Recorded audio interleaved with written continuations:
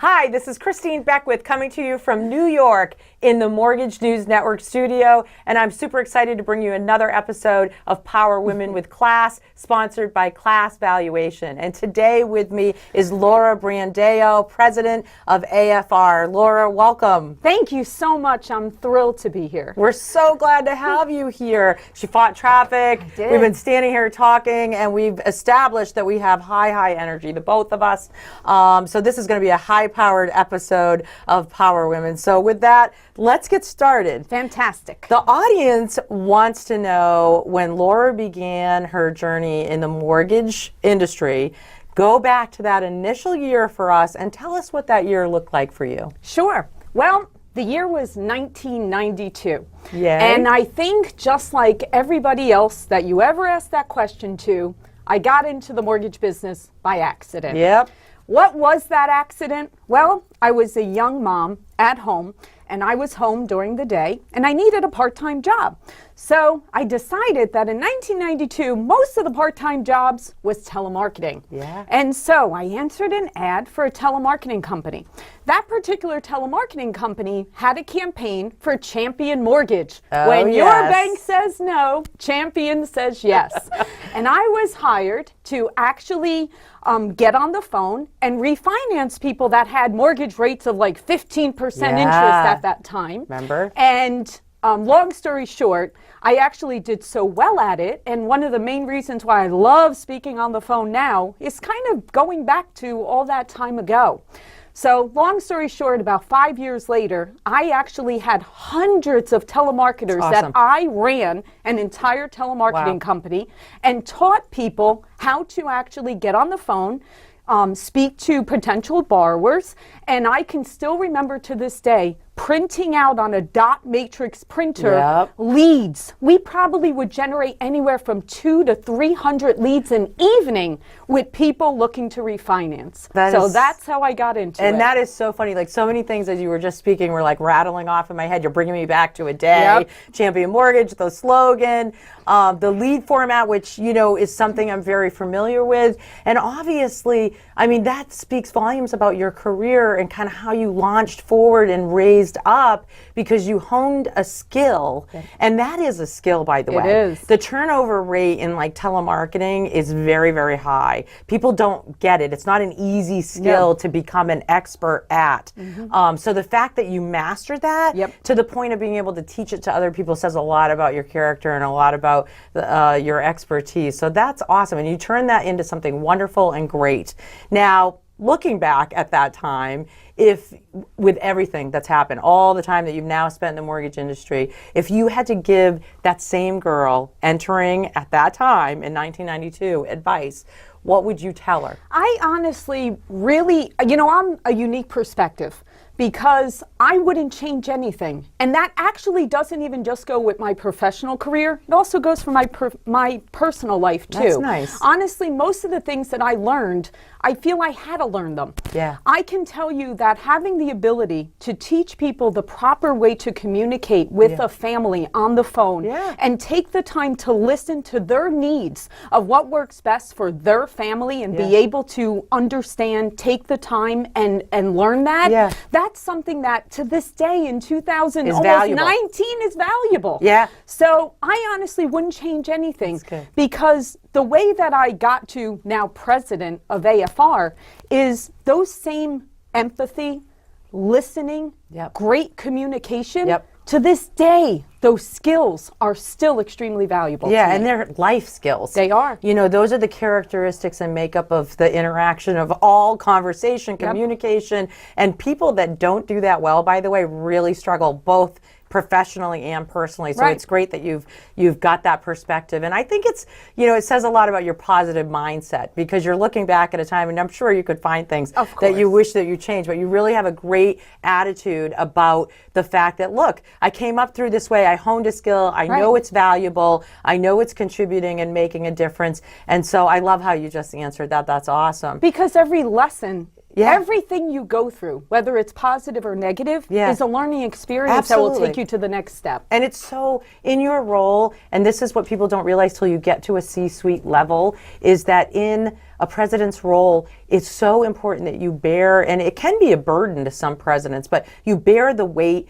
of being the example of positivity for all the people to follow. So with all of that time amassed and now knowing what you have, when you look at all of it in its entirety, is there a moment that stands out that you're really, really proud of?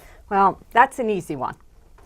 All right, I'm taking you back again. Let's do it. It's 2007, June. Yep, I know. We all know what was happening in our industry at that time. Yeah. Of course, I was very scared of what was going to happen for the company I was working for at that time. Yeah. So I decided to put some feelers out. And my IndyMac rep, again, we're going back to some old names. Indy. My IndyMac rep, I was good friends with her, and I said, okay, do you know anywhere that's safe?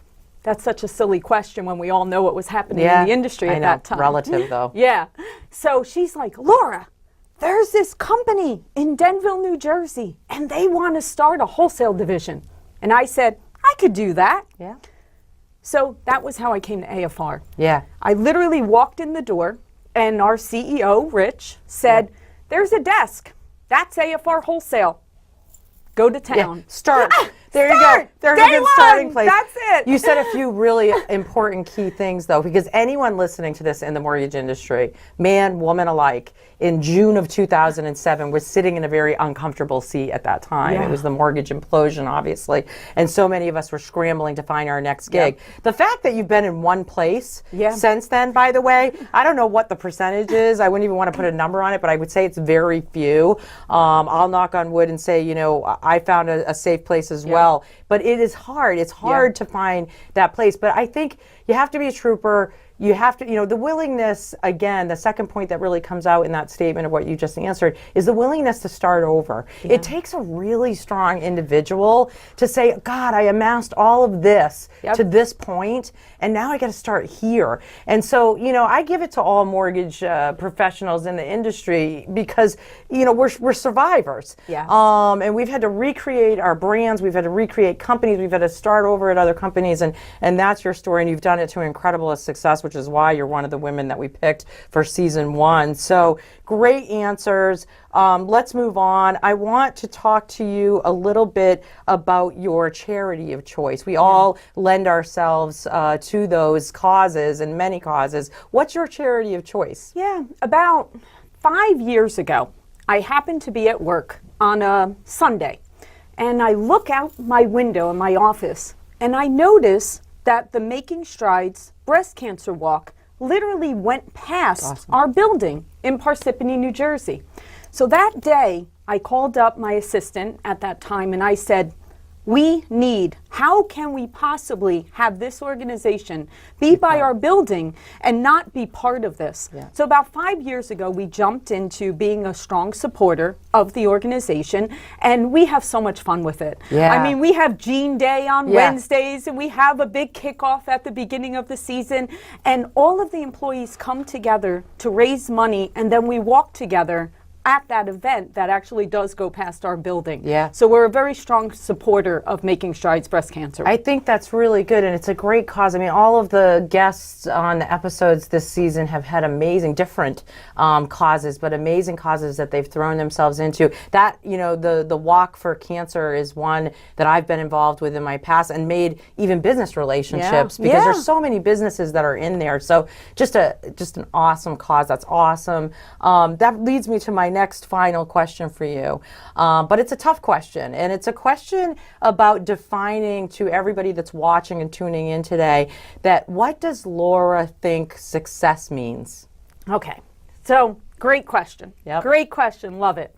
And when I think of the definition of success, I honestly think, number one, it's very personal. Yes, it is. Everyone's definition of success is unique and special to them. That's right. And I thought to myself, when I was in my 20s, running a telemarketing operation for Champion and all of that, my definition of success was rising through the ranks and growing and growing and growing. And it was also financial. I needed to get to X number financially. I felt that was success. Yeah. Then in my 30s, now I'm moving into AFR wholesale and I'm building an entire company. So my definition of success is now I've got my own thing and I'm going to grow this. Yeah. And now that we're into the 40s, now I'm actually looking at where's my legacy? Yeah. How am I leaving this industry behind me? Yeah. What about the people that are just starting out and coming into our industry? What will people say that I left behind as I move on past this years from now?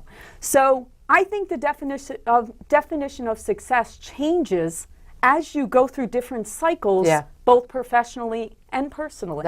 You answered that. You gave me goosebumps because it really is on point to the fact that it evolves. It evolves as human beings. And it never ends. It never ends. It never ends. But the legacy thing's huge because we've talked in so many episodes about not having great mentors growing through our careers and then finding those ones along the way that helped us. But seriously, getting to the point where you really want to leave your mark and you're doing that. I couldn't be happier to have you lend your voice today.